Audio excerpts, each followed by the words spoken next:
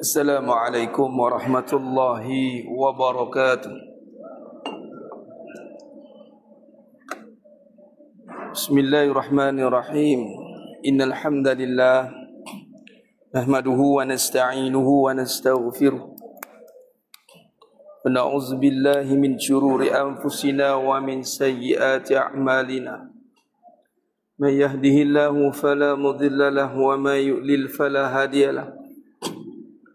أشهد أن لا إله إلا الله وحده لا شريك له وأشهد أن محمدا عبده ورسوله اللهم صل على سيدنا محمد وعلى آل سيدنا محمد رب يسر ولا تعسر بتمم بالخير رب اشرح لي صدري ويسر لي أمري واحلل عقدة من لساني يفقه قولي اللهم افتح علينا حكمتك وانشر علينا من خزائن رحمتك يا أرحم الراحمين والله الذي لا إله إلا هو عالم الغيب والشهادة هو الرحمن الرحيم والله الذي لا إله إلا هو الملك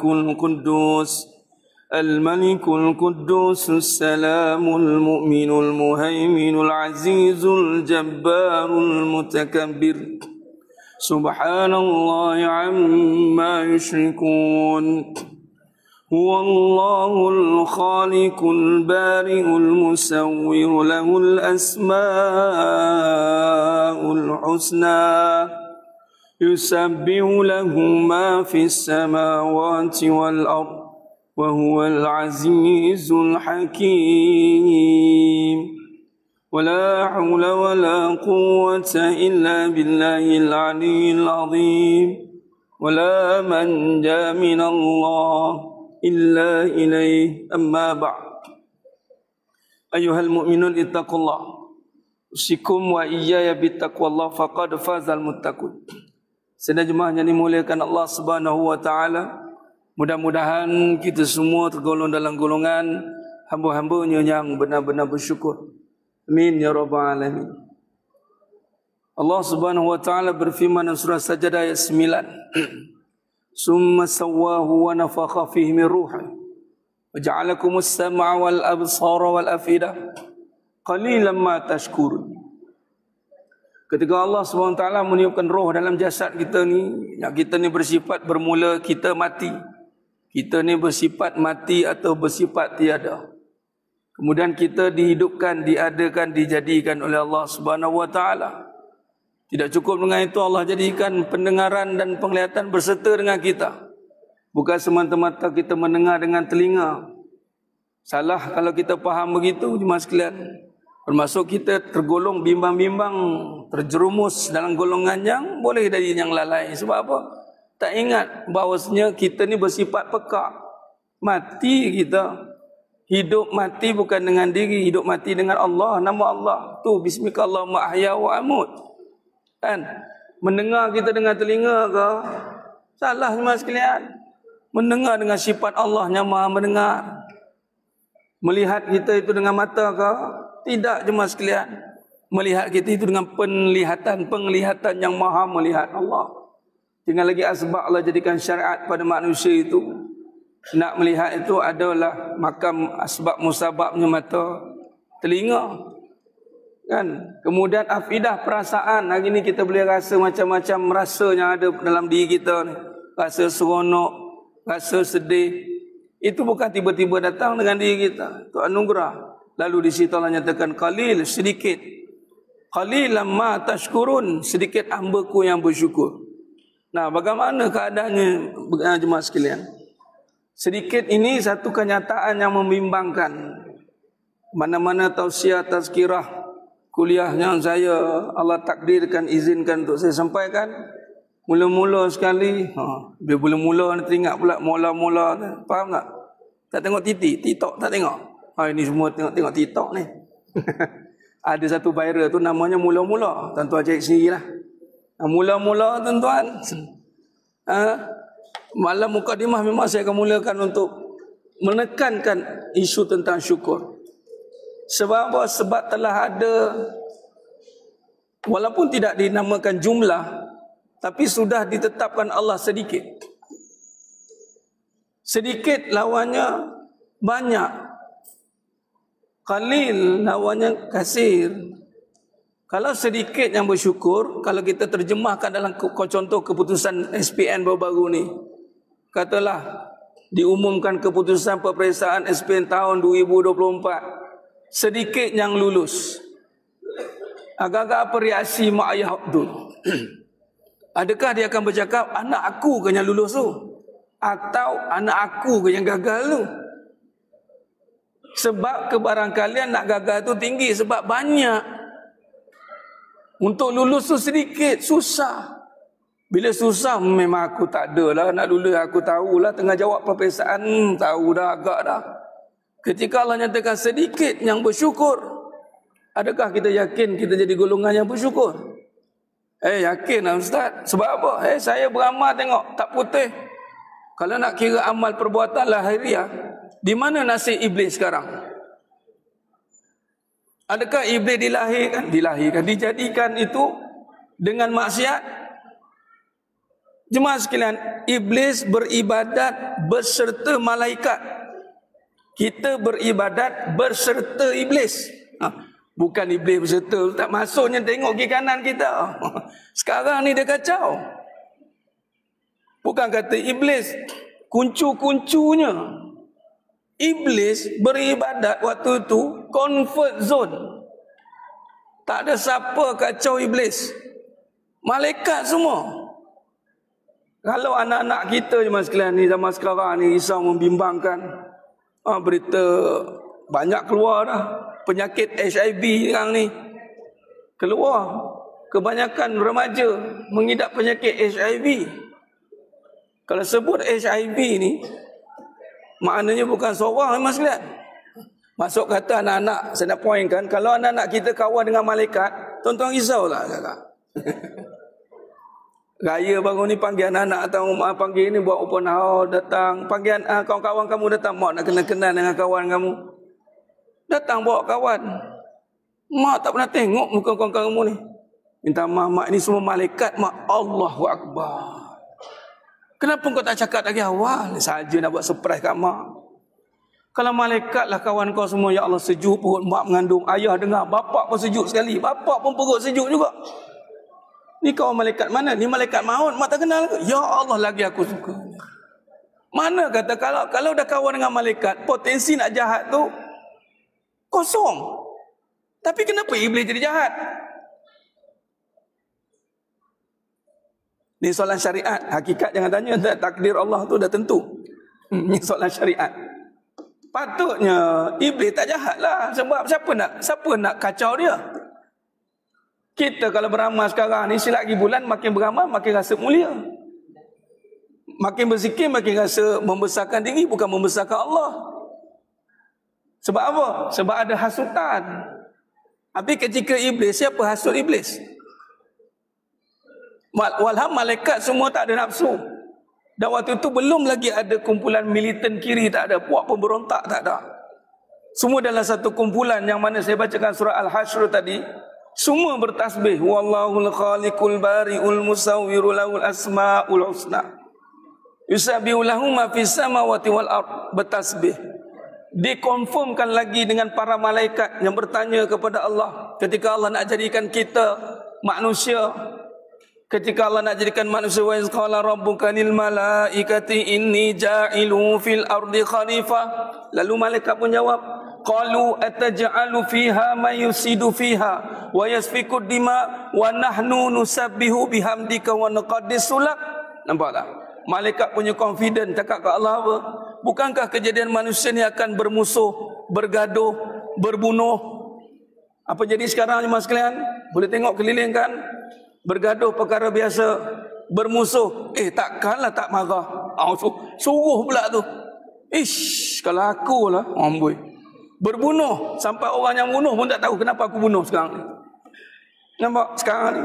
Lalu malaikat pun jawab, wa nahnu kami nusabbihu bihamdik, tasbih tahmid. Bayangkan. Termasuk dengan jin waktu itu, tasbih tahmid on behalf malaikat bercakap bagi pihak jin waktu itu, Azazil waktu itu. Kami ni tasbih tahmid. Maksud kata waktu tu tak ada satu pun yang maksiat. Macam mana iblis boleh jadi maksiat? Saya timbulkan ni supaya saya sedar, supaya jangan kita ingat kita beramal tuan-tuan di saat iblis ada sekarang. Kita tak tergolong dalam golongan yang seperti dia. Nak pula dia ada rekod untuk menjahatkan orang. Bukan kufur yang kecil. Malah Allah kata iblis kana minal kafirin, kafir tuan-tuan. Bayangkan nasib si iblis.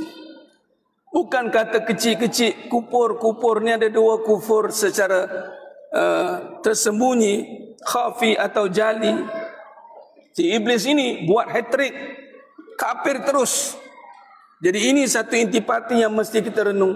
Rupanya iblis tak ada rasa syukur dalam diri dia. Itu je. Dia tak bersyukur. Malah dia merasakan diri dia mulia bukan sebab Allah, tapi sebab amalan dia. Tapi bukan amalan pun, tapi sebab kejadian dia. Wa khalaqatani min nar, kata iblis. Ana khairu minhu, aku lebih baik daripada dia. Sebab apa lebih baik? Sebab aku dari api. Nampak? Dia bukan soal amalan, tapi soal kedudukan kita di muka bumi ini. Mungkin lebih dari segi jawatan, mungkin lebih dari segi pengalaman, mungkin lebih dari segi kedudukan, umur, macam-macam lebih yang kena ada, boleh menyebabkan kita jatuh dalam lembah kufur. Kufur ni apa? Dia pergi kepada apa? Dia tidak melihat kebesaran Allah. Sebab lawan kepada kufur ke syukur tu puji besarkan Allah. Akhirnya iblis takbur. Patutnya takbir, tapi iblis takbur. Sombong dia. Apa maksud sombong? Meremehkan orang, menolak kebenaran. Ini pun satu perbahasan yang besar, jemaah sekalian. Sebab tu mana-mana mukadimah, jemaah sekalian, saya katakan untuk diri saya lah. Ini alhamdulillah, jemaah sekalian, Allah bagi suara ni malam ni. Semalam 2 hari tak ada suara, keluar angin dah. Cakap suara. Ya Allah bagi balik. Mudah-mudahan syukur menzahirkan ketaatan. Nah, saya kena ni pernah, ini 11 tahun yang lepas. Waktu mula-mula ceramah 2014 pun saya pernah kena sekali, teringat saya dulu. First Allah bagi task kat saya bila mula ceramah dekat satu tempat di Damansara. Seminggu lepas ceramah saya tak boleh bersuara. Bukan sehari, 3 bulan. Waktu tu saya rasa, ya Allah, mahanya nikmat suara ni. Yang lebih parah nak mengaji tak boleh. Bismillahirrahmanirrahim. Keluar angin dah. Oh bahaya tuan. Dalam ni nyari saya nak kata kaji macam nak kanser Ustaz. Contoh tolong ya Allah, tolong bagi can. Pom boleh ada suara sikit-sikit. Jadi kalau saya tinggi nampak cakasar tu juga marah tuan-tuan Ustaz ni cakap ceramah macam ni. Sebab suara tak berapa nak ada. Baru nak ada ni macam wrestler lah pula. Jadi memang daripada start ceramah dari 2014 sampai ke malam ni, Allah ilhamkan untuk dimulakan dengan qalilan ma tashkurun tadi. Kita berdoa dan meminta kepada Allah, mudah-mudahan kita menjadi hamba yang bersyukur. Syukur ni susah. Susahnya syukur jemaah sekalian di saat kita menghadapi musibah. Susahnya nak sabar. Malam ni tajuk kita ni, dalam masanya ada ringkas ni, iman solusi kepada masalah kehidupan atau semua masalah. Macam mana kesan dia nanti kita bincang. Nak bagi tahu susahnya syukur itu diterjemahkan ketika susahnya nak sabar. Bukan senang, betul. Kena masalah yang kita suka, okey lah. Itu pun ujian. Tapi nak cerita, kawan kata tak kena kat batang hidung dia, boleh lah bercakap, cuba kena. Susah kau tahu. Kenapa susahnya saya nak terima kenyataan ni Ustaz? Sakitnya saya ni, susahnya saya nak sabar. Yang pertama saya jawab, sabar bukan sifat kita. Habis. Sifat siapa Ustaz? Ya sabur, Allah. Kita tak ada sifat sabar. Kita ajilah, gelujuh, tergesa-gesa. Itu sifat kita. Pantang dia. Kau jangan ni mengalir darah ni jangan main. Gunung Berantai, Panglima, Gunung Jati macam-macam keluar. Jangan. Aku diam ni. Itu kan sabar tu sabariah kan. Sabar ni wabasyiris sabirin. Sabar ni dengan gembira. Payah kan. Tuan-tuan boleh sabar dengan senyum? Boleh. Sekarang bolehlah sebab dah hari lagi datang masjid At-Taqwa. Okeylah. Tengok keluar-keluar masjid, tengok. Alhamdulillah. Kenapa Ji? Kasut saya baru beli hilang. Alhamdulillahirrabbilalamin. Ya Allah. Mudah-mudahan jangan aku yang hilang dekat masjid ni. Amboi, berpas apa nampak? Dah lah kasut raya beli 200. Hilang kan. Ni aku cakap AJK ni. Mana ni AJK? Contoh. Tapi tak. Sebab dia dah terbawa-bawa daripada Mekah kan. Kan? Pergi haji umrah. Kat sana kalau hilang nak marah tuan-tuan. Alhamdulillah. Ya Allah. Orang siku pun Alhamdulillah. Ni pahala untuk aku ni. Balik sini pun sama lah. Kan? Keluar dia tengok hilang selipar. Alhamdulillah. Tapi itu hakikat sabar. Sebab apa senyum? Sebab Allah kata dalam Quran, wa basyiris sabirin. Kabarkan berita gembira bagi orang sabar. Sebab pertama sabar itu dari Allah. Bila Allah bagi sabar pada dia, dia akan gembira. Kan dengan Allah itu kan tenang sifatnya. Ala bi zikrillahi tatma'innul qulub. Dan nak pula sabar itu ya sabur yang ke-99. Bayangkan yang ke-99 daripada Allah, lafzul jalalah, ismul azam, ismul azim, sampai ke-99. Takkan biasa-biasa kan? Mestilah sabar dia tu membawa kepada ketenangan. Rupanya sabar tu, yang tenang tu nak bawa kepada level yang lagi tinggi. Ingatkan dah okey dah? Dah. Ulama katanya lebih tinggi adalah syukur. Nak syukur. Rupanya susah kita nak sabar itu adalah kerana kita nak masuk ke ujian yang lebih susah. Dan padanya ada nas dan hadis yang mengatakan, kalau nas mengatakan, Allah nyatakan qalil, sedikit hamba-Ku yang bersyukur. Allah tak nyatakan sedikit hamba-Ku yang sabar. Barangkali dia boleh sabar, insya-Allah dilatih. Tapi nak syukur, Allah telah nyatakan qalil, sedikit. Nah, Nabi pun kata berapa hadis, ramai manusia alpa atau leka dengan lapang dan sihat, senang dan sihat. Itu waktu ketenangan kena kesenangan. Maka persiapan susah itu sebenarnya adalah untuk mempersiapkan diri masuk ke ujian yang lebih susah. Kenapa dikaitkan dengan ujian pula Ustaz susah? Ada dalilnya. Dan ada kaitan dengan perbincangan kita. Baru kita nampak, oh iman, rupanya kita sedang bincangkan tentang iman. Maka bila masuk ke ujian senang, ujian susah, ujian senang. Dua-dua namanya ujian jemaah sekalian. Dalilnya surah Al-Anbiya ayat 35. Kullu nafsin za'iqatul maut wa lanabluukum bisyarri wal khair fitnah wa ilaina turja'un. Setiap nyawa akan mati dan kita akan diuji dengan keburukan dan kebaikan sebagai cobaan. Fitnah itu merujuk pada cobaan, walanabluukum ataupun dinamakan tentang ujian, walanabluwannakum. Itu tentang ujian. Ujian ni melibatkan satu proses keseluruhan. Ujian peperiksaan SPM atau keseluruhan. Berapa lama ambil? 3 bulan atau 2 bulan. Ujian peperiksaan akhir tahun. Okey, makna ujian itu adalah ahwal keadaan itu, ahwal. Fitnah merujuk kepada subjek yang ada dalam ujian.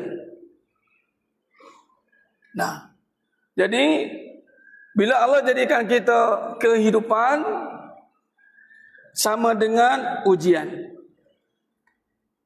Jadi sepanjang hidup ujian. Apa yang diuji? Subjeknya 2. Buruk, baik. Susah, senang. Sehat, sakit.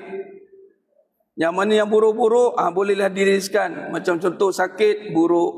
Taklah buruk. Susah, keburukan. Itu satu keburukan-keburukan. Kebaikan jadi senang pun cobaan subjeknya. Berapa lama tempoh duduki peperiksaan ni? Selagi hayat dikandung badan, Ustaz. Berapa tahun? Ikut nyawa lah habis. Lama punya. 60 tahun. Result ada tak kat sini? Dah. Result tak dapat sini jemaah sekalian. Tak boleh nak ye lagi. Tak boleh nak kata yes nanti dulu. Dan tak boleh nak putus asa lagi sebab belum berakhir lagi. Nak gembira awal pun tak boleh. Nak putus asa awal pun tak boleh sebab belum keluar result. Masing-masing masih ada peluang untuk jawab ujian kehidupan. Nah, bagaimana kait dengan iman pula Ustaz? Apa kaitannya? Dan surah Al-Ankabut ayat 2 Allah kata apa? Allah kata apabila kita mengatakan qalu amanna, apabila kamu mengatakan aku beriman, wahum la yuftanun, kemudian kamu tidak dicuba. Nampak? Yuftanun, rujuk balik kepada tadi perbincangan, bisyarri wal khair fitnah. Nampak? Ada kaitan. Maka iman, kita bila beriman datang cobaan. Cobaan apa? Buruk dan baik. Apa kaitan dengan iman? Rukun iman yang keenam, beriman dengan takdir buruk dan baik. Nah, jadi masalah hidup kita ni sepanjang hidup apa yang kita akan jumpa? Dua benda ni, tak lagi. Antara juga contoh pergi menunaikan rukun haji, rukun Islam haji. Yang kelima tu kan bertembung dengan rukun iman yang keenam. Itu macam itu jam lah datang bertemu dua. Itu jam lah kita akan nampak apa yang dirancang A jadi B, B jadi C, C jadi D.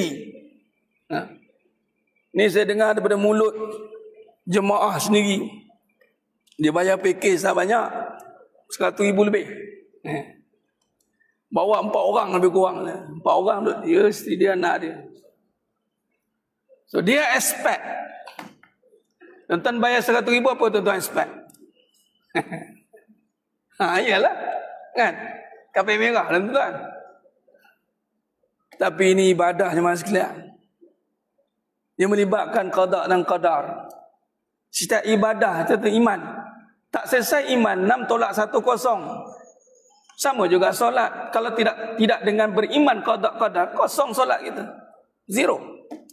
Saya tak percaya Ustaz, saya tak boleh terima keburukan dalam hidup saya. Allahu Akbar. Kosong.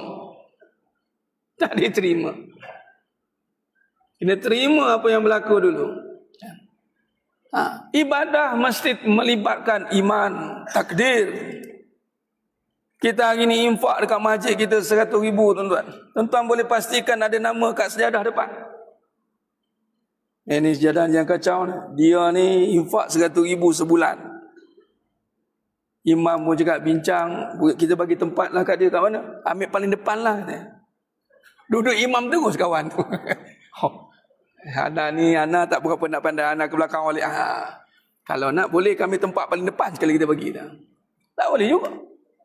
Makna kata, dia expect memang kita perhikmatan yang ditawarkan itu tanggungjawab mereka yang menawarkan. Amanah dalam menguruskan tijarah, dia dah tawarkan A bagi A. Kalau tak boleh buat di bawah, tertakluk pada takdir. Tertakluk pada qada dan qadar. Akan cermat sikit kan. Memang saya nak bagi kemah waktu tu, Datuk ni cakap, dia seorang dia sampai dia lah dia.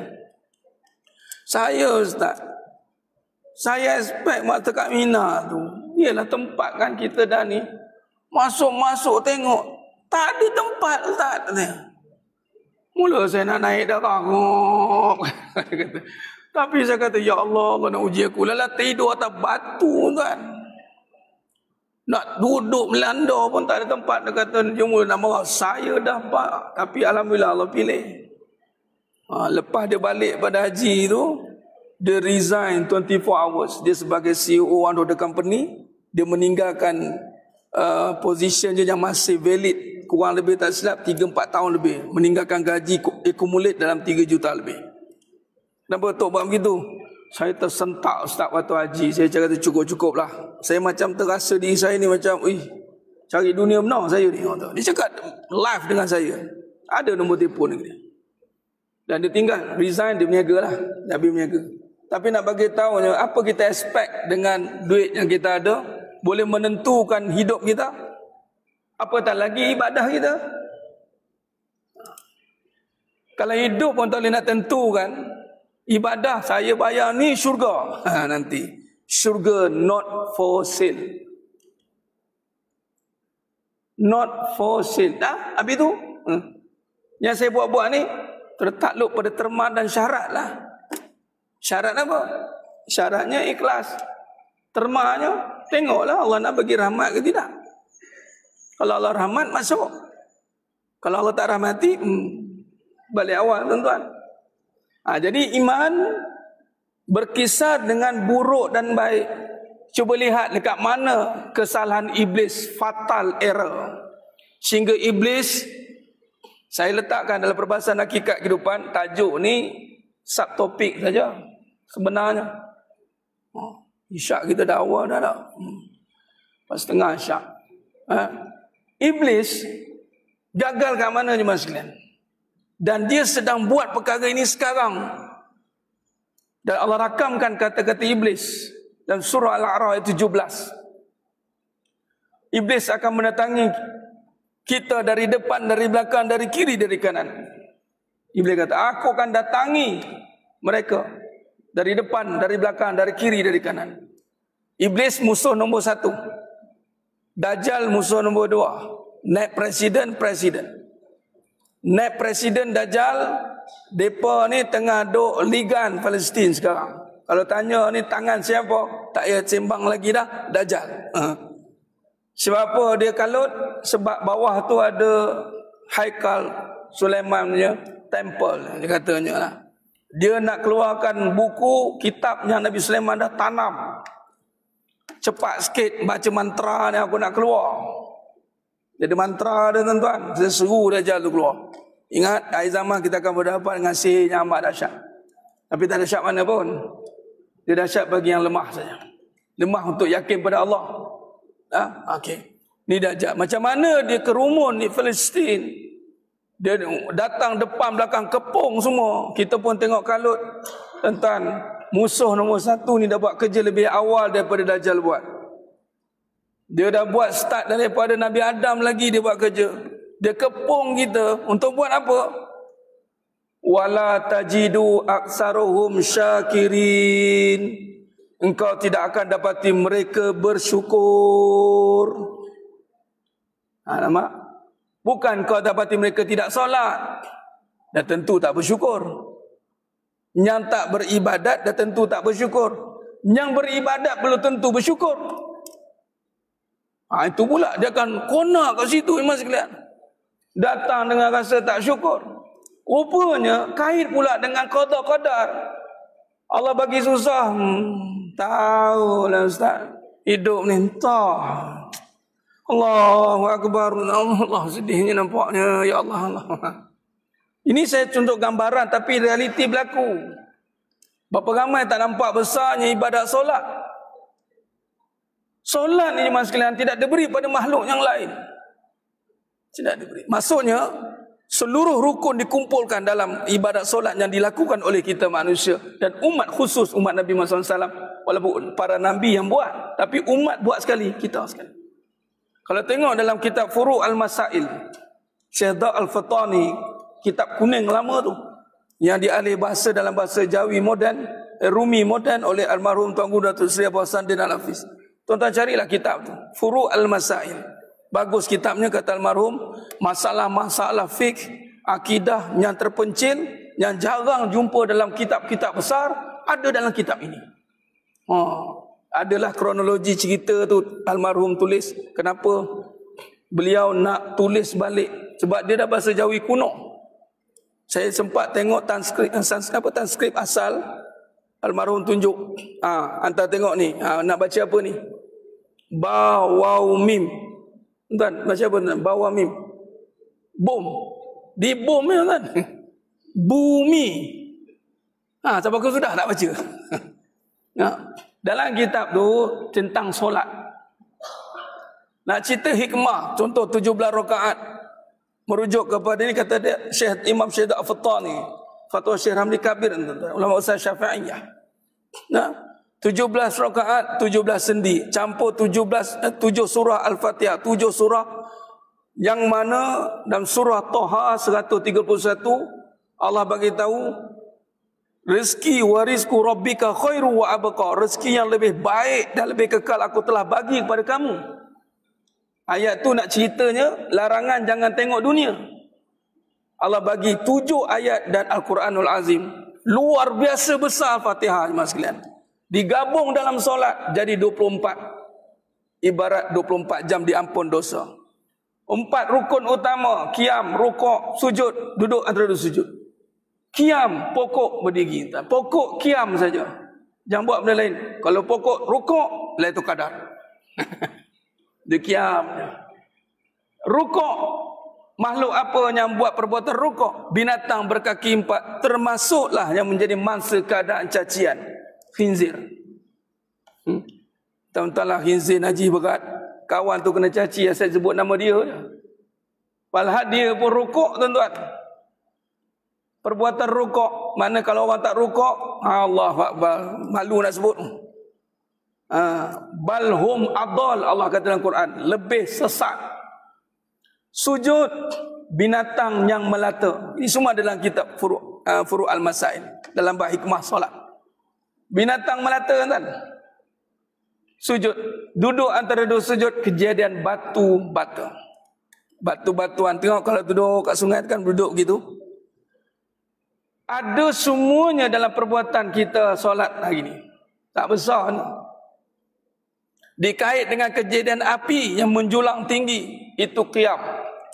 Pun sama ditulis dalam kitab. Baru-baru ni musibah melanda Putra Had, tengok menjulang tinggi api. Api tak datang macam ni, dia datang macam ni lain macam. Dia qiyam. Kemudian kita rukuk i'tidal tu, udara, napas kita turun naik, turun naik. Air daripada gunung turun ke sungai, lah masuk ke laut. Sujud, posisi sujud, dan duduk antara dua sujud itu posisi tanah, tuan-tuan, tanah bawah. Nampak? Jadi kejadian manusia solat besar. Rakaat 2, 3, 4, 4 itu dikaitkan dengan sayap malaikat. Allah jadikan malaikat 2 sayap, 3 sayap, 4 sayap. Untuk apa? Untuk bagi tahunya solat ni boleh terbang, terangkat bentuk Mi'raj kan dapat di Sidratul Muntaha. Nak bagi tahunya hikmah perbuatan solat saja dah besar dah. Maksud kata ketika Allah bagi keburukan dengan masalah persoalan kehidupan dunia, kalau tengok dengan kacamata iman, datang dengan meyakini syariat, selesai tak masalah kita. Walaupun kena selesai dengan syariat juga, tapi selesai tak peringkat pertama hati kita ini, selesai mas sekalian. Memang contoh masalah, katalah tuan-tuan kita nak beli barang ni harga 5,000. Masalah? Ya masalah. Dalam bank tuan-tuan ataupun tuan sekarang bawa 20,000. Boleh beli tak? Selesai tak masalah? Boleh lah. Siap cakap, tak ada masalah. Boleh. Berapa semua ni? Keep the chain. Keep the chain. Sebab apa? Aku ada duit banyak. Maknanya padanya ada satu benda yang lebih besar. Tuan-tuan bayangkan Allah dah syariatkan solat yang lebih besar daripada semua yang ada kat dunia ni. Tapi turut tetap juga merasakan besarnya masalah dunia ni. Aduh, tahulah. Bukan maksudnya dunia tu dibiarkan tidak masuk kata. Bila kita convert ke dalam syariat, melihatkan ya Allah, masuk kalau boleh solat tu tak ada masalah lah dulu. Selesai masalah paling besar. Wa innaha lakabiratun illa 'alal khashiin. Solat itu amat berat kata Allah. Sebab tu tuan-tuan jangan anggap solat ni tak ada apa-apa ustaz, solat je lah. Ya Allah jangan tuan-tuan. Kalau ikutkan Allah nak suruh solat je. 50 waktu. Mana kata nak datangnya, kita tahu kita ada masalah ni, hutang macam-macam bendanya, keburukan, ya keburukan. Tapi ada tak satu anugerah yang lebih besar yang aku bagi? Ada. Apa dia? Syariat. Solat. Tapi kan datang, boleh ke solat selesai masalah? Saya tengok makin solat makin masalah, nampak? Kacau tadi. Dia kena kat situ. Wallahi jemaah sekalian, sebenarnya masalah ni padanya ada perbincangan yang fasa kedua kita nak bincang ni. Pada masalah dia ada perbincangan tentang mudarat. Mudarat ni boleh duduk pada buruk dan baik. Dia bukan duduk pada buruk saja. Kebaikan pun boleh datang kepada mudarat. Apa maksud mudarat? Mudarat dalam perbincangan yang membawa kita jauh daripada Allah SWT. Mudarat. Jadi kalau kesenangan, kesihatan itu membawa kita jauh daripada Allah, itu mudarat paling besar, sekalian.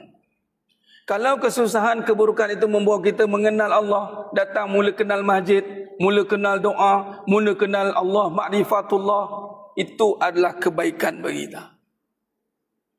Tapi nak bagi tahunya, kalau perkara yang tidak dilihat dengan kekuasaan Allah, maka ini masalah besar. Kita bagi lalu azan.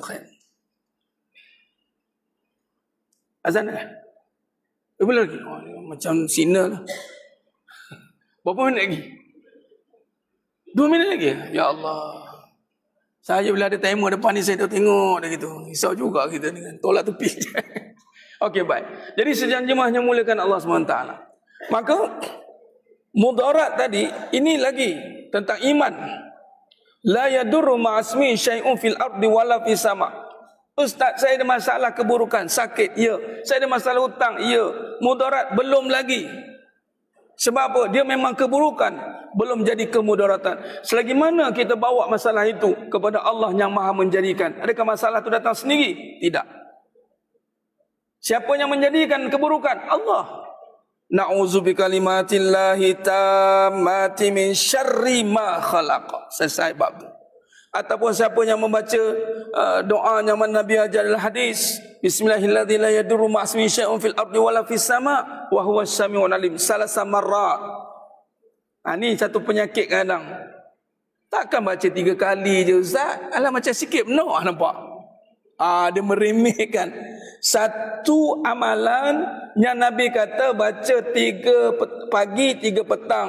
Nabi kata tak ada satu pun bahaya akan menimpa dia. Masalah ada, mudarat tak ada. Susah ada, mudarat tiada.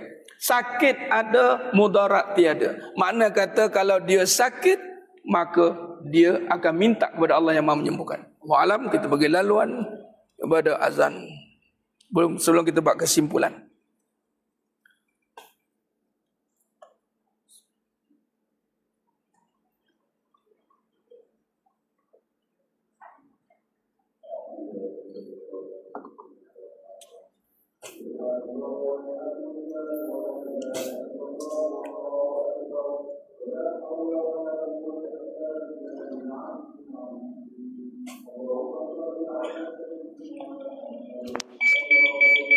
Oh, dia bunyi.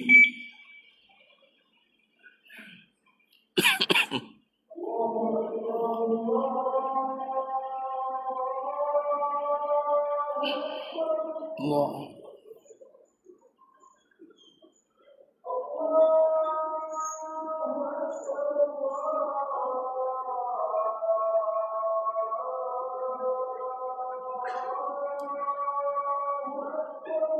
Allah.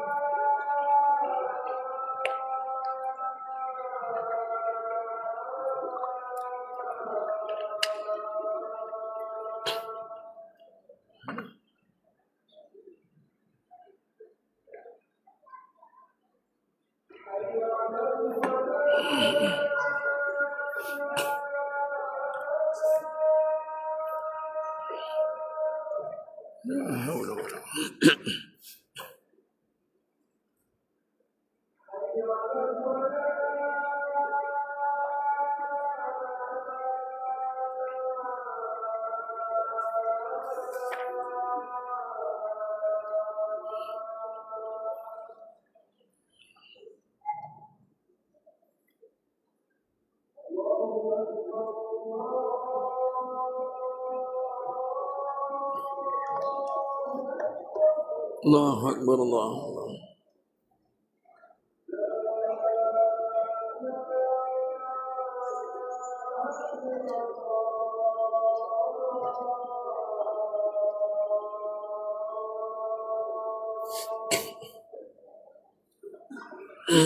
La ilaha illallah. Allahumma rabb hazil al-asr wal masbuqan. Innaka la tukhliful mi'ad. Allahumma salli ala sayyidina Muhammad wa ala sayyidina Muhammad. Sudah jemaah yang muliakan Allah Subhanahu wa taala. Baik, kita pergi pada kesimpulan dan pelaksanaan. Bagaimana kaedah pelaksanaan? Baik. Apa yang kita bincangkan tadi mas sekalian, bagaimana kita kaitkan kisah. Pertama mula dengan syukur tadi. Khair. Kenapa mula pada syukur? Sebab syukur tu Allah nyatakan sedikit, maka golongan sedikit. Bila sedikit kita tak boleh buat mudah-mudah. Kita kena berharap menjadi golongan yang sedikit. Fatuba lil ghuraba. Beruntunglah orang yang sedikit tu yang terasing tu. Syukur ni susah.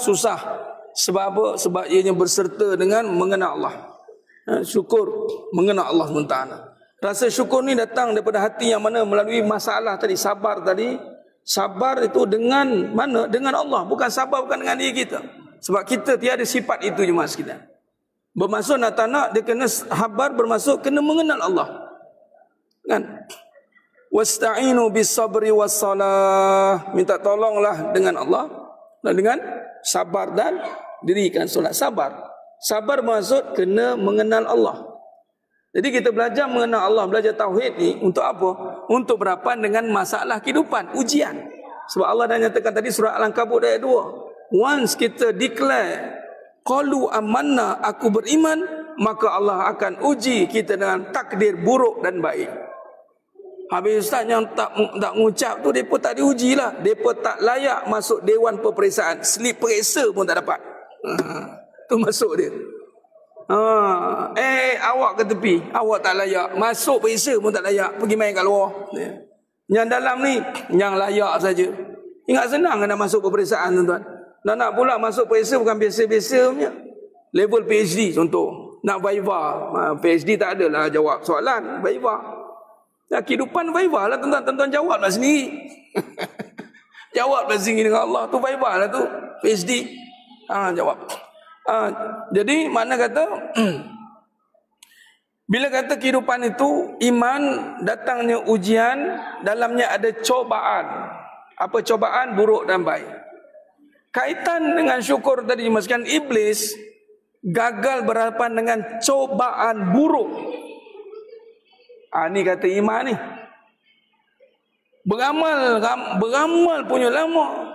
Dia cuba dengan kehidupan, masalah kehidupan. Iblis start kehidupan bila? Walaupun dihidupkan, dijadikan, belum ada kehidupan. Belum start. Kenapa belum ada kehidupan? Kerana belum ada pasangan. Kehidupan start bila berpasangan. Pasangan bermaksud ada siang, ada malam, ada sakit, ada sihat, ada lelaki, ada perempuan, ada jin dan ada manusia. Pasangan iblis bukan malaikat. Malaikat bukan pasangan. Pasangan jin waktu tu manusia. Bila jumpa pasangan, mula naik tocang, naik pasangan. kena regu dia. Maka dalam pasangan itu diuji kehidupan, ada ujian iman. Apa iman? Tak ada baik, tak ada buruk. Allah datangkan Nabi Adam AS untuk si iblis tadi tengok. Tengok dengan apa? Dengan sifat iman, syukur. Dan mula dengan sabar. Dia mula dengan sabar dulu, tapi dia tak nampak iman sekalian. Dia nampak buruk. Keburukan, dia memburukkan. Dia meremehkan. Dia menjatuhkan. Malah dia datang pula dendam kesumat pula.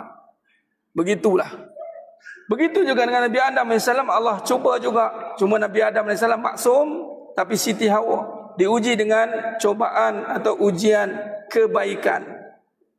Benda yang disuka. Wala taqraba hazi syajarata fatakuna minaz zalimin. Jangan dekati pokok buah khuldi ini.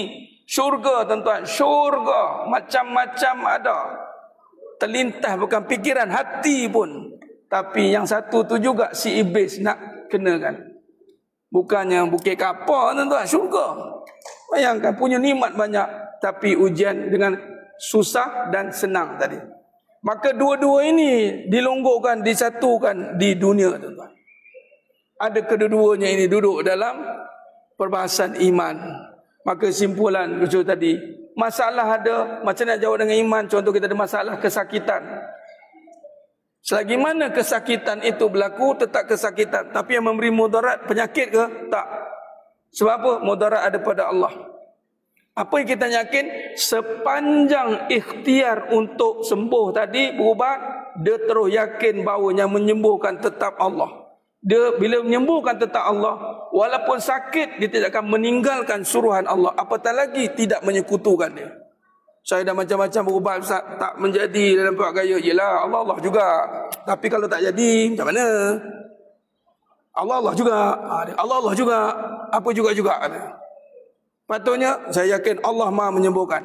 Orang pertama tak boleh, orang kedua. Orang kedua tak boleh, orang ketiga. Sampailah orang ke-100, saya yakin Allah sembuhkan. Kalau Allah takdirkan 100, tetap 100. Kalau Allah takdirkan yang pertama, alhamdulillah Allah sembuhkan melalui orang yang pertama. Dia tak boleh kata begini, dah macam-macam cubalah, Ustaz tahulah, penat dah punya. Macam-macam dah saya lalui. Kuat betul saka dia tu. Kau kuat pula saka. Kuat betul sihir zaman sekarang ni macam-macam. Dah melalut-lalut pergi. Agak-agaknya Ustaz cuba tengok siapa yang buat saya ni. Apalah dah. Patutnya ni Allah nak uji saya. Saya tahu teruk macam mana pun cobaannya saya lalui. Saya yakin Allah nak ajar, nak mengenalkan dirinya Maha menyembuh. Khalas, titik. Maka sepanjang melalui itu, Allah Maha menyembuh. Ujian, pergi mengubat, Allah Maha menyembuh. Pergi mengubat lagi, Allah Maha menyembuh. Jaga segala ketaatan. Begitu dengan sihat. Sihat je nampak. Ni bukan nak cerita lah kan. Dia nampak sihat tu. Yang pertama, makjun jangan lupa. Makjun juga ada cerita. Ataupun dia cerita, sihat nampak Haji? Air wuduk jangan tinggal. Cerita amalan pula. Patutnya sihat. Hazam min fa'li Rabbi. Ini ujian untuk saya ni. Nak nampak saya sihat ni dengan Allah. Allah bagi saya sihat untuk solat lah. Bukan saya sihat sebab saya jogging. Berapa ramai orang jogging tumbang. Jiran saya tu main bicycling tengah tumbang tuan. Sihat Allah bagi. Doa tu, Allah ma'afini fi badani, Allah ma'afini fi sam'i, Allah ma'afini fi basari. Tengah sihat kan? Sihat ni, alhamdulillah Allah bagi sebagai ujian tu saya, taat ke kufur. Diam terus, tak tanya petua dah. Okey ji, alhamdulillah okey tu. Bukan tak boleh lagi petua, boleh bagilah. Tapi berpada-padalah. Tapi itu ujian. Bila iman selesai masalah. Selesai masalah untuk iman kita itu terjaga, masalah tetap berlaku sehinggalah kita kembali kepada Allah. Hilang masalah. Hilang masalah. Kat syurga tak ada masalah. Tak ada masalah, tak ada. Neraka semua masalah. Syurga insya-Allah. Mudah-mudahan kita semua dikumpulkan kembali dalam syurga firdausinya. Amin ya rabbal alamin. Mohon ampun maaf daripada saya tuan-tuan atas kata-kata tu kurang bicara dalam penyampaian, terambil masa sikit. Mudah-mudahan Allah berikan sedikit walaupun tak banyak kefahaman untuk kita lihat masalah, kita bawa kembali kepada iman, melihat bagaimana kita nak rungkaikan dengan keimanan. Jangan tertipu dengan dunia yang sementara ni tuan-tuan. Insya-Allah aku qouli hadza wa astaghfirullah azim wa lakum wa billahi taufiq wal hidayah. Wassalamualaikum warahmatullahi wabarakatuh.